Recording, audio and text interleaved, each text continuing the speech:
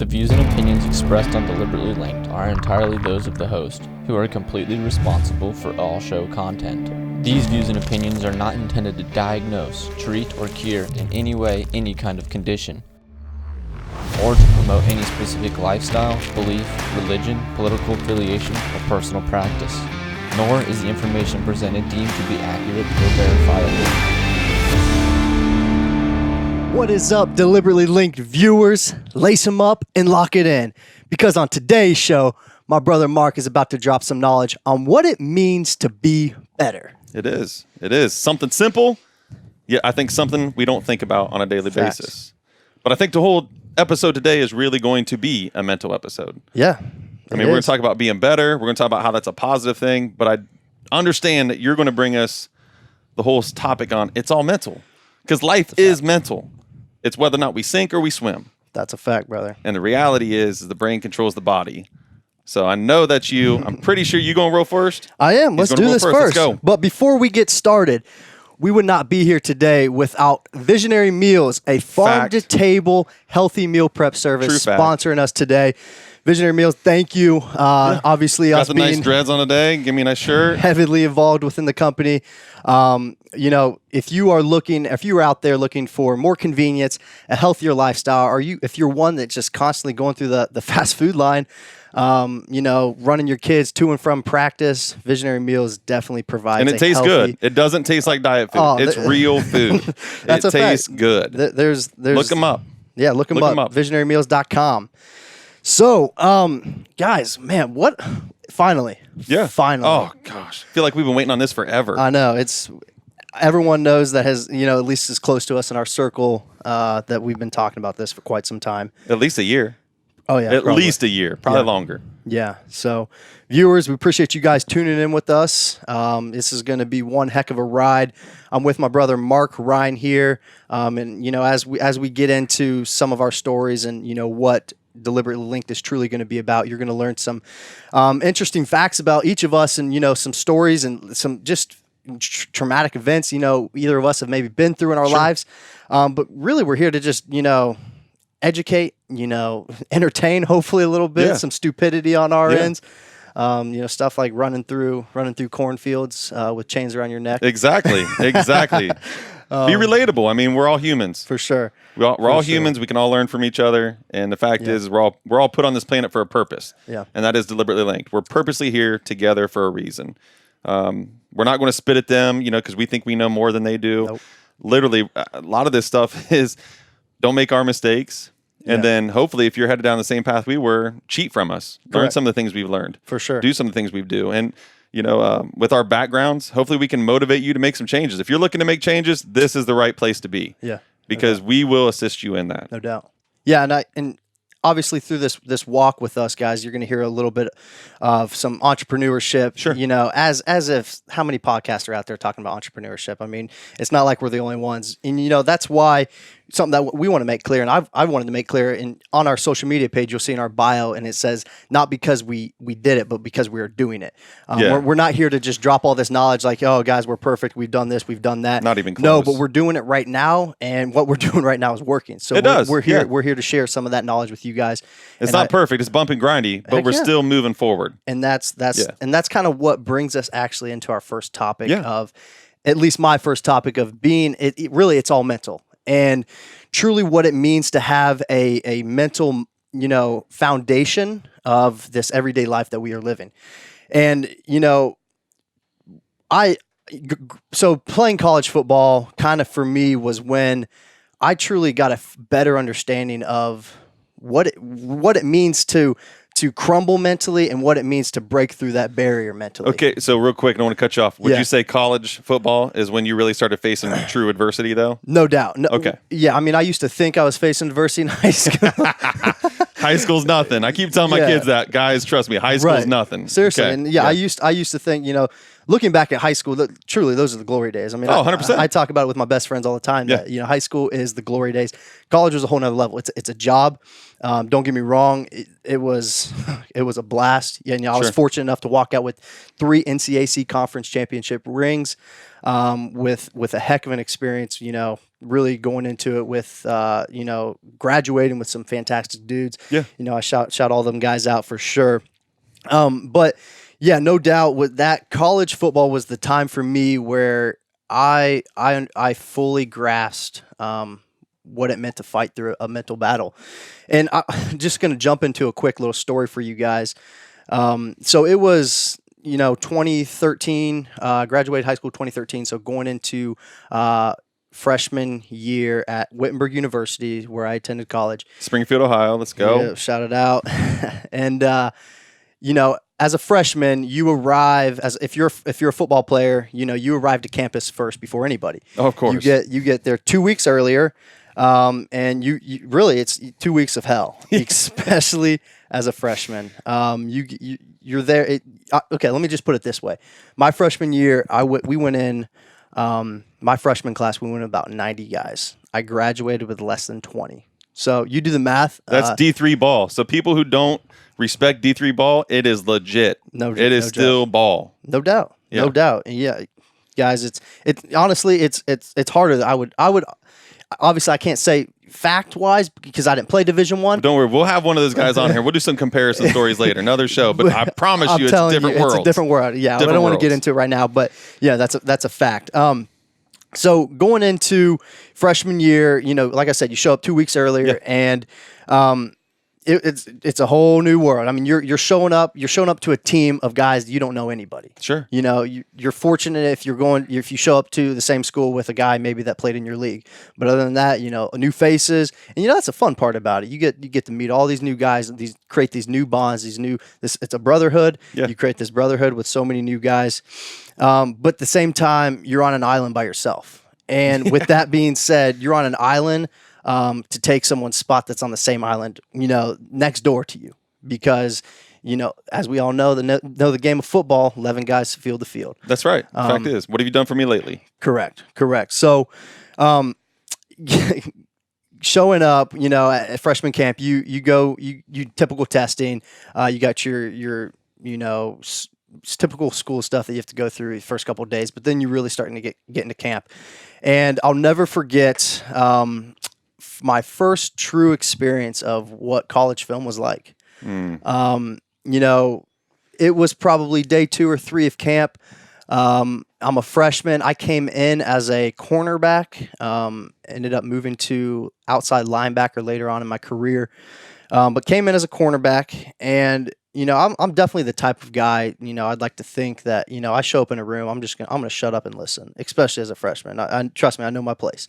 I'm not going to walk into a room and be this, necessarily this loudmouth if it's not my time and place. Sure. And let's just to be blunt, I probably stepped out of my comfort zone.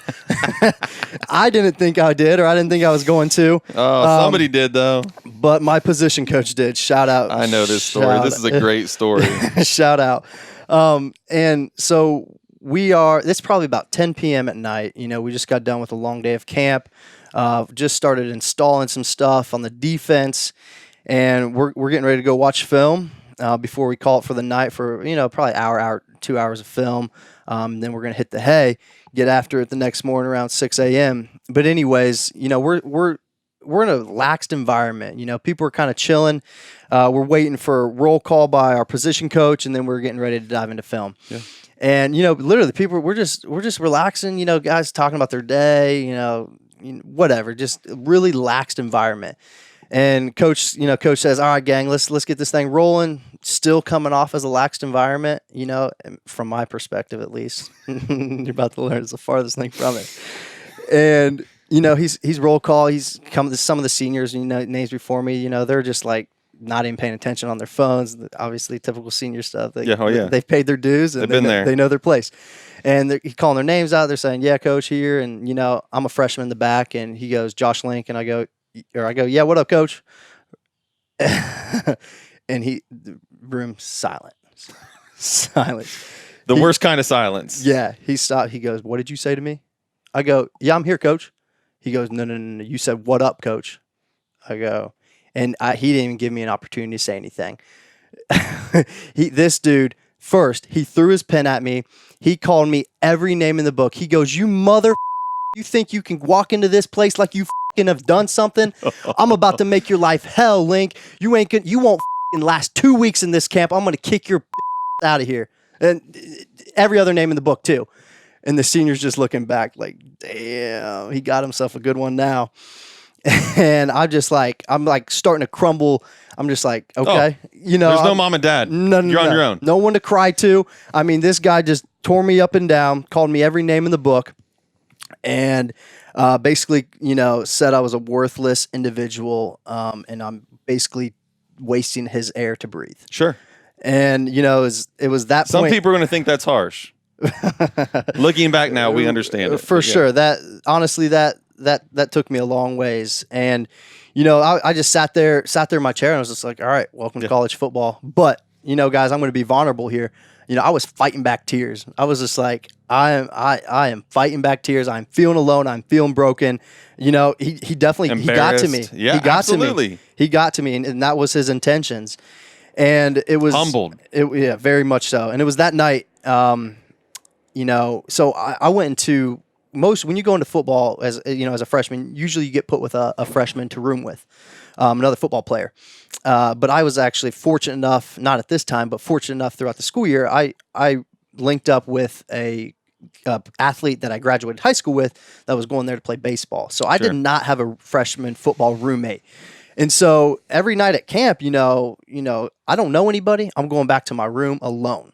It's late. I'm physically, mentally beat. I'm dead tired, and I'm going back to my room alone. And it was that night, I'll never forget it. That was really the turning point for a lot of players. Like I said, I came in with 90 and graduated with less than 20. A lot of players go back to the room after an event like that, and they don't show up to camp the next morning. That happened more than once. You take roll call the next morning, and they'll say, "Yo, Johnny," and Johnny's Bueller, gone. Bueller. Right. And they dip out in the middle of the night like a bunch of cowards. Like, do it when no one's looking so they don't have to face anybody. It's very unfortunate because that stuff is hard to get rid of. No, that's a fact, yeah. So, I went back to my room that night, and, just kind of replaying what just happened in that film room. And I didn't even add, I got shredded to pieces later in the film room too, because I was a freshman, didn't know what the heck I was doing, just getting called out for every wrong thing that I did. And so I'm feeling pretty I'm feeling sorry for myself, to be honest, like a little baby. But I was feeling sorry for myself, and I miss my family, I miss my friends, I miss my girlfriend at the time, my wife today, and Same person, just so we're clear. Same person. Correct. I cried myself to sleep. For sure. I'll be honest. I cried myself to sleep that night. Really contemplating what the F am I doing right now? Yeah. What am I doing? And, I tell that story because, being on the topic of it's all mental, even though I was broke down mentally and completely torn apart, it would have been easy for me to be that, fall into that category of someone that dips out in the middle of the night. Sure. Or maybe showed up the next couple of days, or at least finished camp and then said, "You know what, this isn't for me." Which happens across the country by the tens of hundreds. All the time. And, as I grew in my time at college, the mental struggles obviously continued, but I just got stronger and stronger because of events like that. But it's knowing truly why you're there. And I'll never forget we concluded freshman year, and I'm not going to sit here and say I had this spectacular freshman year. No, I was on the bottom of the total pool the whole year, got my ass beat up and down the field. But I'll never forget sitting in I think it was it was Applebee's or something at the end of the year. And I was sitting down with my parents. They were taking me out after our last celebration. We won our conference that year. And it was, I guess a celebration. And, I was telling them, they're like, "Congratulations, we're proud of you, sticking it out and whatnot." And I was just like, "Yeah, I'm not coming back next year." And I'll never forget like the disappointment. Sure. on my. And I know your parents. I know your parents very well. Right. I actually coached with your dad for years. Yeah. So I get it. And that's really who showed the most disappointment, because my mom's a lover. She would have been disappointed, but my dad's like heart just sank. I Brother, could the just, senior I could farmer? see it in his face. The senior farmer, I can Yeah. picture. I can see it in picture his now. face. And I'm not going to say he was the sole reason that I finished my career there. But it was a pivotal point for me, knowing that, like, I'm not just doing this for myself. No. I'm doing this for so much more. Oh, for sure. And, I got people back home, pulling, like, rooting for me, essentially. Yeah. And when you see the love that your parents, invest, it weighs on you. And it was really from that point on that, I said, because my whole life I grew up, once you start something, you finish something. 100%. And I didn't just tell myself from that point on, okay, it's like, once I start the year, I finish the year. I was like, no, once I started on this team, I will finish on this team. Yep. And from this day on, it was the best decision that I've ever made, other than probably accepting Christ, Yeah, 100%. marrying my 100%. wife, Yeah. and then maybe some other things along the line there. Yeah. But it was one of the best decisions that I have ever made, was to not crumble mentally to the physical, at times it may be emotional abuse, whatever you want to call it. It was about having that mental focus and that mental toughness to just embrace the grind, embrace the suck. We talk about that all the time, embracing the suck. And I know people may be looking at this like, oh, it's another jock football story. I get it that that's the illustration you're using, but the reality is this applies in every avenue of life. Every avenue of life, you have a choice. And the reality is most people don't consider that there are other people. I don't care if it's college. I don't care if it's your job. I don't care if it's a new business venture. Right. You feel alone. But the reality is you're not. Yeah. But we isolate ourselves. Yeah. So it's a moment there where you were willing to start isolating yourself, and just having a simple dinner with your parents, you're like, okay, rethink. Yeah. This isn't how this is. And really, a lot of times, man, sometimes the best words spoken are the words that aren't. That's a fact. Because I know looking at the farmer, I would have probably been like, okay, I'm going to go suit back up with you. Right. Right. Because I know his face. I get it. Yeah. It's real. It's real. It The is. struggle's real. But It is. the brain is a powerful thing. For sure. And that's, guys, the reason I'm sharing this topic of it's all mental, because it applies to me so much in my life. I mean, it's in my bio. They're going to hear it 1,000 times. You're going to hear it all show. Yeah. It's in my bio handle on my personal Instagram. It's just because, this life is a constant mental battle. But one of the main reasons that I picked that story was, I could sit here and pick 100 different physical stories of what it means to fight, through the mental battle. But the true emotional battle of mentally is hand over fist all day long to what it means to fight through physically. Because physically, your body, obviously we know this. I mean, you coaching together, training together. We know that your body is capable of so much. Your body will always quit before your brain does. Facts. And the only reason your body quits is because your brain allows it. That's a true story. Exactly. So, learning to, if you can, it all starts mental, right? Yeah. So if you can fight through the physical stuff, it's the emotional stuff that is so much harder, as we progress, in our life and in sports, whatever it may be. But to kind of wrap this and conclude this topic up, I obviously encourage all of you guys, and it starts with the little things like this. And this might sound kind of cuckoo and crazy to some of you guys, but where I am today of my mental mindset truly started by the little acts of just when things got hard, emotional, physically, mentally, whatever it is, I would just remind myself it's all mental. Oh, yeah. It's all mental. It's all mental. Yeah. I actually we are in our studio right now. It's aka my office as well. But a Monday through Friday, basically morning routine up on the wall, on the door behind us, or in front of us, excuse me. You guys can't see it, but we can. Yeah. And it goes through a regimen of, what's expected of myself, obviously wake up, my personal quiet time. 100%. I actually am recently starting to dive into meditation. I think we're going to talk a little bit. I wish I was good at it. Yeah. Yeah. And I haven't been consistent about it, but I see the importance of it.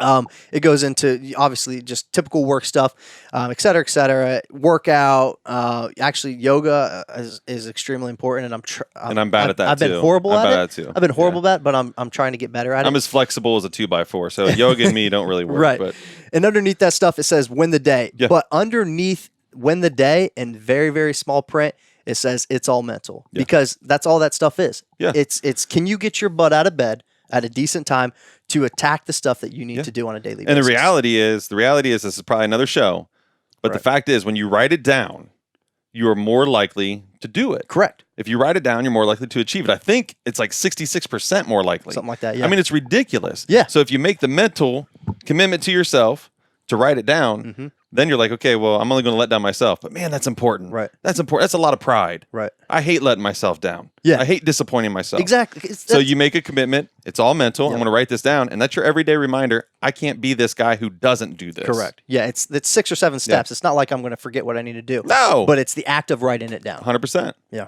100%. Very Yeah. good. Very good. No, awesome. Great topic. Great topic. thanks, I love it. And the nice thing is, by the way, we don't plan these together. One of our rules is we do this separate. So when we come in here, it's very real for you. It's very real for us. But we're gonna touch base on a few things. So that was great. I loved it. And once again, we're gonna go back and forth a lot of times. You and I are very similar thinkers, but today is a very unique situation. Right. So I had an experience this weekend, and it was a good one. It was a good one. My niece just graduated high school. Okay. Love her to death. Really quiet girl, but gosh, she's just very driven, self-driven. Yeah. And she's one of those girls that had to really deal with some traumatic things. You just touched on it. Her father died 10 years ago. So you're an 8-year-old girl. Your dad dies. It was a horrific death. Yeah. Shocked everybody. So she had to adapt and overcome that. Then she moves towns, new school, new friends, all those things, and basically to graduate right at the top of her class. Right. She's getting almost a full ride going to Ashland University. Okay. And she'd always talked about wanting to go into social work. She's got a servant's heart. She loves kids. You have to. You have to in that. It's going to kill you. Yeah. It's going to kill you emotionally. It's not great pay unless you 100%. get your master's, maybe. 100%. Yeah. So I'm sitting down with her at her grad party, and I'm just asking her what she's going to do, how's she going, is she getting excited for school, whatnot. Right. And we're talking about school. And she said, she said, Uncle Mark, I think I'm just going to flip it, and I'm going to go pre-law. Wow. I said, Jazz. I'm like, that's a big deal. Yeah. That's a big deal. That is a change. But what she did was she realized, not the money. She realized she can do more for those kids as a lawyer. Wow. So they have a bigger effect. And that's exactly what I'm talking about. We do what I'm going to talk about every single day, or at least I hope we do. Try to. Yeah. But by the way, we fail at it all the time. I fail at it every day. But the reality is be better. This is a young lady who was looking at something she's passionate about, and she realized, what can I do more of? So not necessarily did she say be better. Be better is just something I've coined to tell myself. Right. And everyone else. Oh, and I tell everybody else. My kids hate hearing it. They all hate it. But that's just, it's what we do. Yeah. And it's a sense of motivation and constant reminder. Every day. Yeah. I need it too. But that's what she did. She looked at herself and she said, how can I be better? Yeah. And she's like, I've got the brains. I've got the smarts. I can do this. How can she make a bigger impact? And I can have a huge impact. And an impact that, not that social workers don't, I'm telling you, social workers to a lot of these kids are their family. They're huge. But how can you move the pen and the pencil? Right. And she's like, as a lawyer, I can do that. And so now she's going to go do it. I couldn't be more proud of her. Yeah. So we're leaving. We're at this party. It was a great party. Anytime you go back home or in the country where I'm from, those parties are epic. But so we're getting ready to leave, and she comes. She's like, Uncle Mark, you got to sign my board. You got to sign my board. I said, Jazz, you already know what I'm going to write. I said, I'm going to write be better. And she started laughing. She's like, Uncle Mark, you always have such good things to say. So I said, okay. So I went over there and I wrote, the world is a canvas. Paint your best picture. In essential, I wrote be better. Right. But I wrote it in a way in which she's going to relate to it differently. For sure. But that's what I'm trying to say. I don't care what it is you're telling yourself every day to motivate yourself, whether you're saying it's all mental, whether me saying be better. The truth is we need to be self-accountable. Correct. I know a lot of people that get caught in the rut where they're looking for someone else to either A, motivate them, B, be accountable to, or C, walk alongside with them in their path. Right. And what we got to do is you got to stop doing that. You got to separate yourself mentally, not physically. Correct. Separate yourself mentally and know that you can depend on yourself. You are your greatest tool, hands down. And you got to trust yourself. The biggest part is you got to trust yourself to fail. I'm not even talking about succeeding yet. That's true. I'm talking about failing. Because if you can trust yourself that I'm going to fail, you can recognize I'm going to fail, you're now coherent. How did I fail? What can I do to not fail again? And how do I make this better? How do I do this better? I used to have a battalion chief. Some of my background, you guys will hear this throughout as a firefighter. As a professional firefighter, Columbus, Ohio. One of the largest fire departments in the country. Shout out. Yeah, CFD. Those are all my guys. Love them to death. But I had a battalion chief. His name was Chief Bishop. Dude scared me to death. I'm a young man. I ain't never seen a guy this big. I ain't never seen Paul's that big. And his voice was, ugh. I'm like, dang. Yeah. So I had to go do some training. And it was to get one of my certificates as a journeyman firefighter. And I failed. Okay. I wasn't worried about the failure. I knew what I did. I knew how to improve that. Correct. The academy teaches you that. They teach you adapt and overcome. I was worried walking back into the firehouse and having to tell him I failed. And he walks over and he looks at me and he says, here's the deal. It's only a mistake if you continue to do it. That's all he said. And I'm like, he just told me be better. Right. He just told me be better. And that is when I started thinking this way. And I would create all these little things, but it wasn't until my kids started getting older. I was about to say, because I was like, Mark, when did this really start? But it started when we started training the boys. Yeah, but truly, it sounds like it maybe started years ago. It did. It was just different forms and fashions. Yeah, different ways of saying it. And that's what I'm telling people right now. Be better might be what you need right now. Right. Tomorrow it may be something different, but along the same lines. I feel that. We have to evolve. Yeah. In every challenge, you have to evolve. But be better might be your thing. But really, be better. Be better came when we started training the boys. Okay. Because what we tell them all the time, you got to train perfection because you won't play it and you got to expect to fail. Correct. But you got to train perfect. Train till you can't get it wrong. Even though perfection is unattainable. We strive for perfection on a train until you can't get it wrong. If you want to be the best, that's what I said. If you want to be the best. So here's what happened. I'm having a conversation with our second oldest son. He'll be a junior this year. Yep. You know him. You train him well. Yep. And by the way, just so you guys are aware, Josh is a cheat code. So the stories you'll hear him say, my son's already heard all these. So he's going to go to college with a cheat code. He's going to know how scary it is. He's going to know he's going to cry himself to bed. He's going to hear all this stuff. Yeah, no doubt. He's going to know it's going to be hard. But I told him one day, I said, buddy, your dreams can't be more important to me. And I just told him, I said, you got to be better. And I was like, there it is. Be better. Yeah. So now every time he does something, he'll come home and say, hey, Dad, I did this and this went well and all this went well. I said, you be better? He's like, I can be better. So he gets it. It's a conversation without a conversation. It's a way of saying that's great, and it's a way of saying don't stop. Yeah. The greatest athletes don't stop. Your Tom Brady's don't stop. Your Bryce Harper's don't stop. LeBron James was on the set the other day of Space Jam 2, and he's out there shooting 3-pointers from the wing because he doesn't stop. Nope.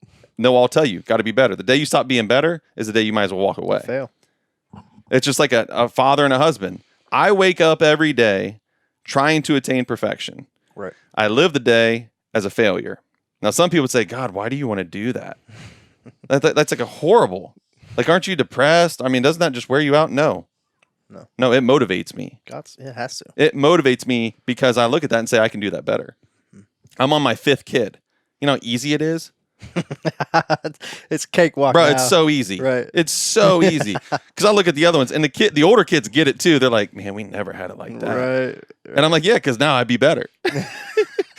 You are better. Yeah, I'm like, y'all had it rough because we were both learning. Yeah. And now the 5th one, she's got it easy because I got this stuff down. For sure. You're Gucci now. Exactly. But it's just like my wife. I wake up every day, be better. Yeah. Be better. I want to be the best husband. I want to be the best caretaker. I want to be the best shoulder to cry on. That's my mindset. Now, my mindset starts with quiet time. We both talked about quiet time. Right. I'm here to tell you, be better applies to your spiritual life all day long. If you think waking up and just reading scripture, saying your prayer twice a day, whatever you do is good enough, man, I ain't trying to be nobody's boss here. Ooh. But I'm telling you, conviction should tell you it's not enough. Yep. Not enough. We're not worthy of the price that was paid. We need to be better. I know, I feel it. I just had a conversation with a young man we both love dearly, and I literally just gave him the be better conversation for a spiritual life. Right. Because I'm sorry, sleeping in on a Sunday, he knows better. Right. He knows better, and I love him. Priorities. I love him. And I told him, you know where you need to be? And you would feel better. By being better, you would have felt better. And he knows it. But we need that. Correct. But if I can't tell myself to be better, how can I tell somebody else to be better? The one thing all my kids would tell you is what I expect from them, I expect from myself, times 10. Yeah. Times 10. Yeah. But they also know what they get from me is that'd be better because you're chasing it. My wife, same way. My friends, you, because you're chasing it, I'm going to be right behind you. Mm-hmm. And when you fail, I'm going to be right behind I'm you. there to remind you. Every time. I'm going to pick you up. I'm going to grind with you. Right. I'm going to get dirty with you, my kids, my wife, you, all my friends. Mm-hmm. I'm going to be right there with you because you're striving for something and you're not quitting because you're trying to be better. Yeah.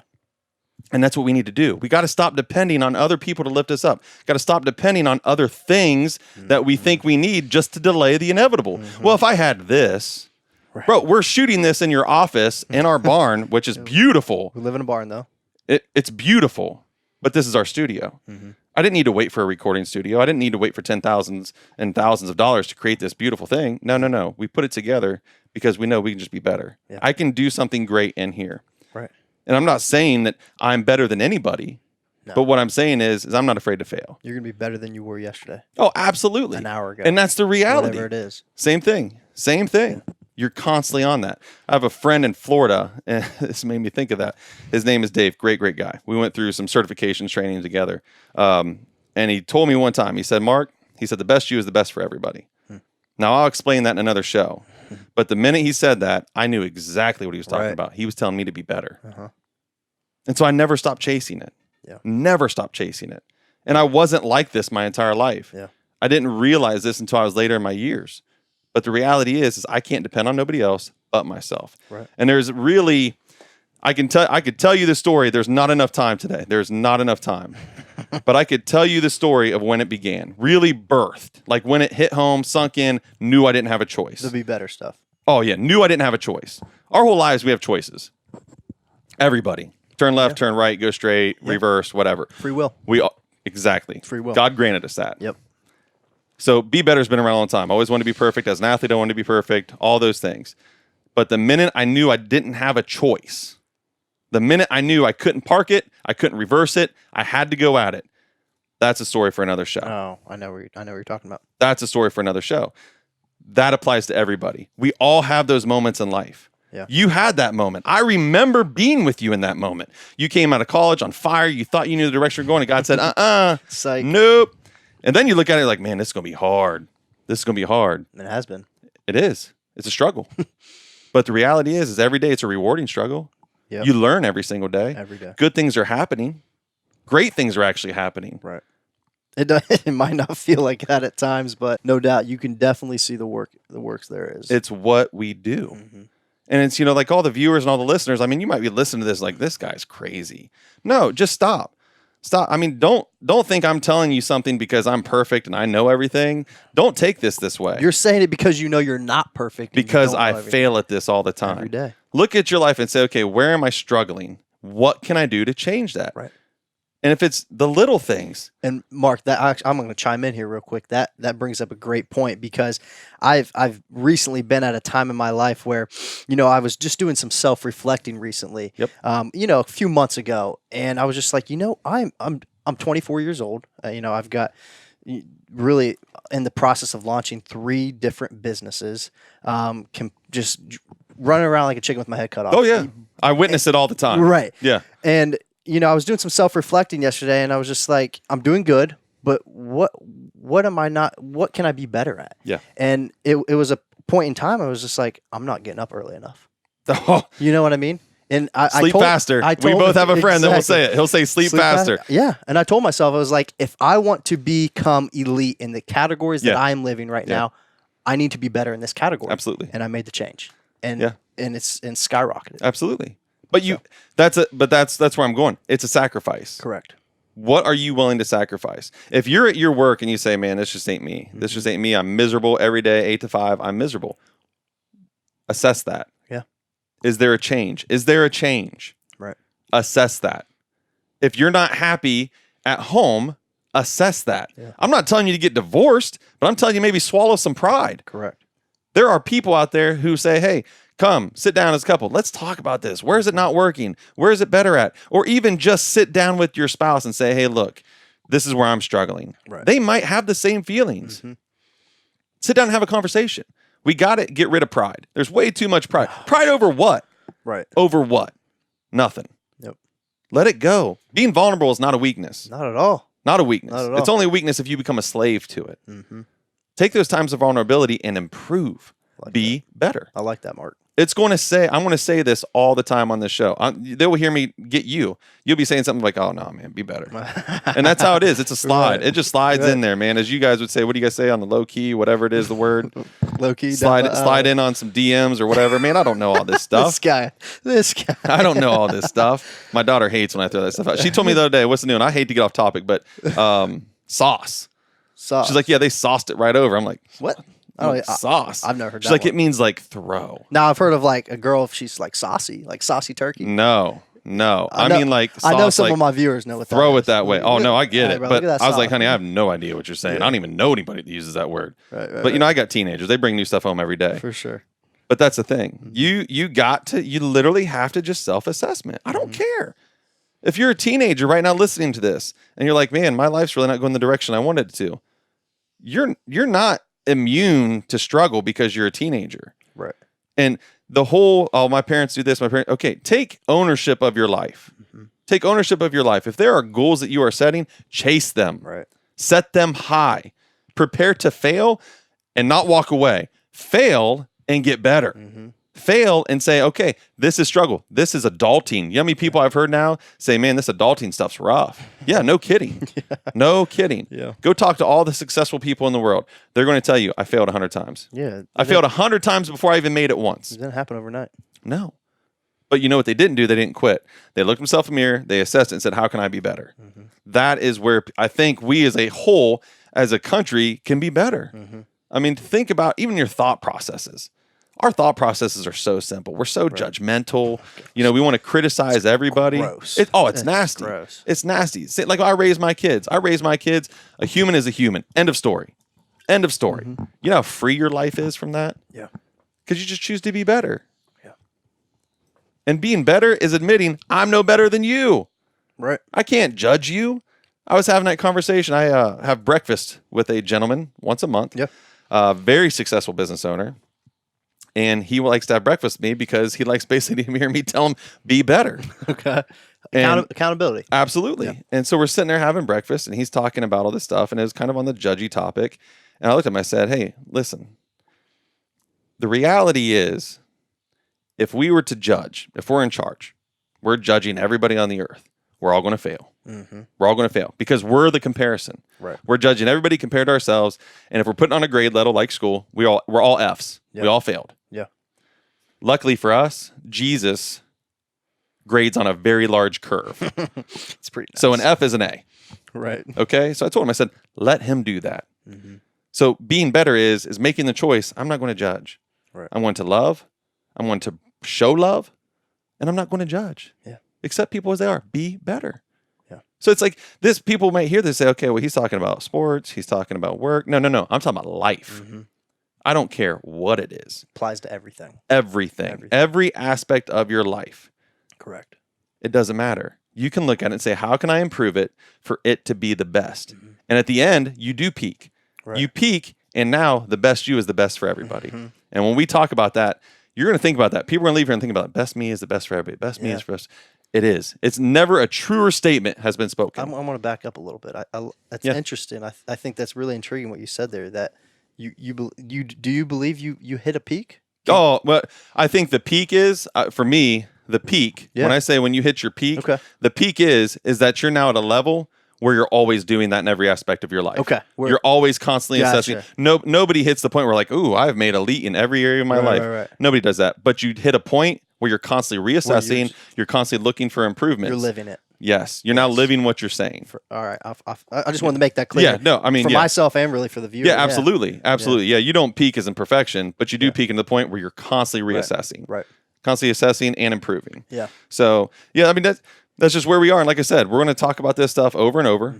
These are things that are constantly be brought up. Yeah. Bring in some personal stories, today and tomorrow. Yeah, definitely. Because I want you guys, I'm just one of you guys. I'm just one of you. I'm one of you guys. Right. you know, and there's lots of stories that you could tell me that we could share with you. No doubt. That we're all going to learn from. And this is just a bit part of our lives. I'm willing to sit here and share part of my life with you. Yep. Vulnerability. Because if it helps happen. somebody else, then that's a win. If it helps one person, we've said this before. If it gets to one person, it's a win. Yeah, it's worth it. It's worth a win. It. Yeah. Yeah. So I'll tell you what. How do people find us? So, if you were looking for Deliberately Linked and want to learn more about us, guys, we are right now on social media as far as Instagram under Deliberately Linked, Twitter under Deliberately Linked. Deliberately Linked as well. And you obviously, if you might be viewing this right now on YouTube, as far as the video part of it, and then we're going to be on various other aspects of working on a website currently. Yeah, website be SoundCloud. popping up. Yep. Yeah, obviously, guys, we're very, very new at this. I would have told you about social media, but I don't know anything about it, so I'd have It's messed pretty it basic. I'm actually trying to get Mark on the social media up. Not grind. going to happen, man. He's going to be in these pictures. I need someone to tag. Not going to happen. Tag. Not going to Gotta happen. tag you, Start fam. tagging them. Tag us. Tag No us. doubt. No Go on the social media stuff. I know y'all can like message and do that stuff. Tell us what you think. Slide in them DMs. There you go. Criticize. Critique sure. us. Please. Please. Gosh, do I need it? We're both ex-athletes. Do I We've need- coached. We love a good critique. No So if doubt. you want to get in here and say you guys are obnoxious, you don't know what you're talking about, you know what? You're not going to get anything nasty back. And won't. I think you guys heard my experience and my example. So I don't think you're going to get under my skin. No. I mean, So, brother, I'm a professional firefighter. You ain't got thick skin. You didn't make it. That's a fact. Yeah. No, but yeah, check us out. We're so happy you're with us today, Yeah, no and doubt. see you next time. Yeah. Thanks, guys. Have a good one. Y'all. Peace.